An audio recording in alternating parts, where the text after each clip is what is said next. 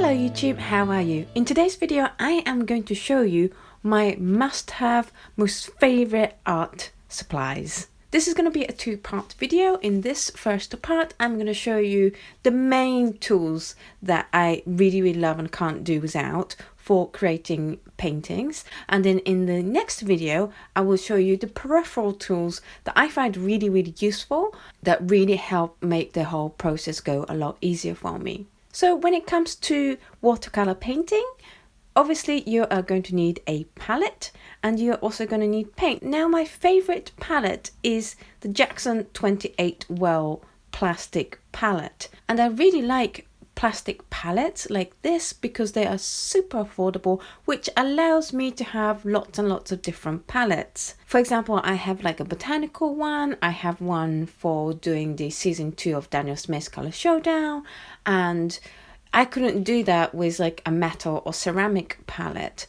I do have metallic and ceramic palettes as well, but the plastic palette is definitely my favorite, and I really like this palette because it has 28 wells, which gives me enough space to isolate some colors that I really don't want mixing with any other color. So here next to the buff titanium and here next to the iridium, which are two colors I really like to be able to keep pure hues, I can have spaces right next to them so that I don't have any overflow of other colors going in. Most plastic palette also allows you to write the color names down with a Sharpie, which I do for all my palettes because I find it's the easiest way to keep track of what color is where. I have encountered some very cheap plastic palettes that won't allow you to write on with a Sharpie. I would just be careful about which kind of palette you go for. This was like £5, and this is my main studio palette. I have this on my table all the time and I just love it to pieces. The only problem, of course, with a plastic palette is that it is prone to staining. If you notice, I don't do any of my color mixings on this palette just because I don't like the staining happening on the palette. I like to see the exact color I am mixing. So for the color mixing, instead of using this palette, I actually use this palette, which is a ceramic plate. It's just a ceramic plate that I found. Again, it's like a £5, and I just do all my color mixing here on the ceramic plate because the ceramic will not stain no matter what watercolor you throw on it. And I like this one because it has really wide flat surface, which allows for lots and lots of different colors to be mixed without me having to clean the palette again. Of course, I will link everything that I show you in this video in the description down below, so if you fancy getting one for yourself, then you can easily do so by following the link. In terms of colors, I will do another video to update what colors I have in this palette, but it is made up of Holbein and Daniel Smith's colors. They are both professional quality watercolor. I like Holbein because I can get them affordably over when I go to Japan, and I like Daniel Smith for how vibrant their colors are, and they're both very easily rewettable paints. So those two are my favorite brands to paint with.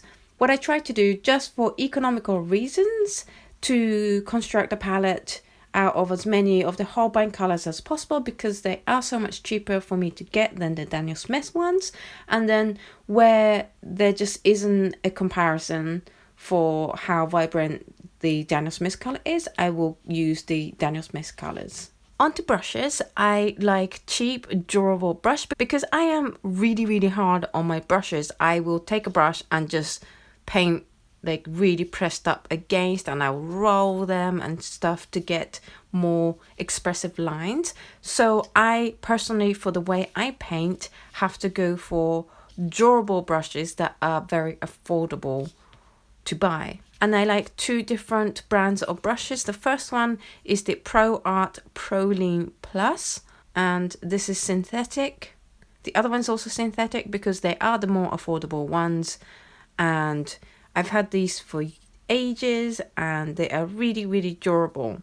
It doesn't absorb as much water as the second set I'm going to show you, which means that when I need really tight water control, then I can use this. And I also find that these have better control when I'm doing smaller details. And these are my go-to sizes. Size 8, which is my smallest detail brush that I usually use. I don't often go below size 8. My normal go-to is usually either the size 10, which is this one, or the 12. I usually start with either of these two brush, and most of the time I tend to stick with it because I can get really good points on this brush as well. And then sometimes when I am doing much bigger pieces, like a full watercolor sheet imperial size, then I will get my big brush of size 20 out. And I kind of use this like a mop brush when I'm just needing a brush at hand. I also use the 1.5 inch of the Pro Art Pro Lean range that they have. The reason why I use the Pro Lean instead of the Pro Lean Plus for the 1.5 inch one is purely because they don't make 1.5 inch brush in the Pro Lean Plus range. But this is a good controllable brush in that it doesn't soak up too much water. Now, of course, if you're looking for a good wet brush, this isn't good for that. But for me, for giving me good water control, I like this brush as well. When I want more juicy wet colors, then I love the Escoda Ultimo. If you've been following my channel for a while, then you would have seen my journey from having it recommended by Eve from Eve Bolt. I'm really glad I bought these brushes. These are synthetic, but these are like fake squirrel brushes. And I've tried squirrel brushes before and I didn't enjoy it, whereas I really enjoyed this one because you don't get the hair loss that you get with some squirrel brushes, because this isn't squirrel, this is synthetic brush. And it holds so much water, like ridiculous amount of water. It makes these brushes look like you're dry brushing. And so when I'm doing, say, like a big area of background and I just want it nice and smooth in one go, then I will go to these guys because they hold a lot of water and a lot of pigment. And so it's good for big areas of washes. Now let's take a look at some drawing tools, and my go-to pencils are actually just mechanical pencils. I've really enjoyed using the Zebra Colorflight mechanical pencils. It's nothing special about this mechanical pencil, I just like it because it's pink and sparkly.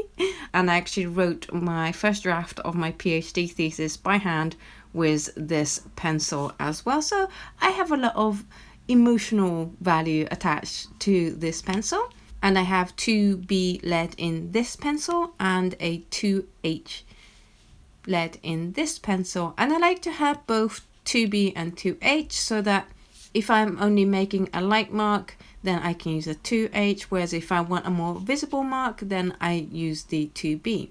I, however, don't tend to use pencils for sketching and doing the drawing side of my painting with. I actually do use this instead, and this is the Staedler Karat Aquarell. It is a watercolor pencil, and if you want to see this one in action, I made a video last week about 8 watercolor textures, and one of them was using this. And I like to use the watercolor pencil because I don't want just a sharp pencil line amongst a watercolor painting. I want the outline to be strong, but also be able to blend in with the rest of the watercolors. As for erasers, I use this one, Faber-Castell's Dust Free Eraser. I saw Denise from In Liquid Color recommend this, so I gave it a try. And yes, it's brilliant. It's amazing. It erases really well, and it is dust free, as in you don't get loads of crumbs left on the side. You just get a nice string that's attached to the eraser, so that's really nice as well. I've tried so many different erasers in my life, and I have to say this is the best one that I've tried, certainly for doing sketching and drawing with for watercolors. on to markers, and I use 3 different kinds of markers. The first lot are the drawing pens, and I've tried pretty much all the drawing pen, pigment pen kind of pens out there, and I settled on the Tombow Mono drawing pen. And I like these because I find they are smoother to draw with, and I just bought the 01, 03 and 05 set, and I find these 3 sizes the most versatile to use. However, when it comes to drawing outlines for, say, like my latest series of loose flowers and things, I actually really like the Sharpie. I use the Sharpie way more often than I use the drawing pens. And this one has a thicker tip and also a thin tip, and this thin tip is what I draw with, and it's also what I write on my palette with to label what colors are where. So the extra thin tip is the one that I use the most often. And the reason why I like Sharpie over the drawing pens is I find it more expressive in that, say you are drawing and you hold the nib in one place for a little bit, then the ink tends to start blurring and bleeding outwards, and I like that, particularly because I'm really into showing the hand of the artist in my line work. And so yeah, the Sharpie is the best thing for me. Now when it comes to a little bit wider lines, I like to use the Procky for drawing. Now the tip on this and tip on the Sharpie is pretty much the same, but I just like to use the Procky, which is a Japanese marker that I've just drawn on my finger with. For this, it's made by Uni, and the reason why I like this is because it doesn't have a smell, whereas Sharpie, being an alcohol marker, does have a strong smell, especially when you're using the thicker tip. The smell is stronger, and I'm actually very highly sensitive to alcohol. So if I'm doing a big drawing where it's going to be lots of inks, then I prefer to use the Procky just because it's not alcohol based. You can also write on metal, glass and plastic with this pen as well. So that was my main core of art supplies that I just cannot live without when it comes to watercolor painting. I've linked everything I've shown you in the description down below with links to where you can buy them for yourself as well. I hope this video was useful and interesting to you. If it was, please give it a thumbs up and subscribe to this channel if you haven't already. Thank you so much for watching this video. I hope you enjoyed it, and I will see you in the next video. Bye!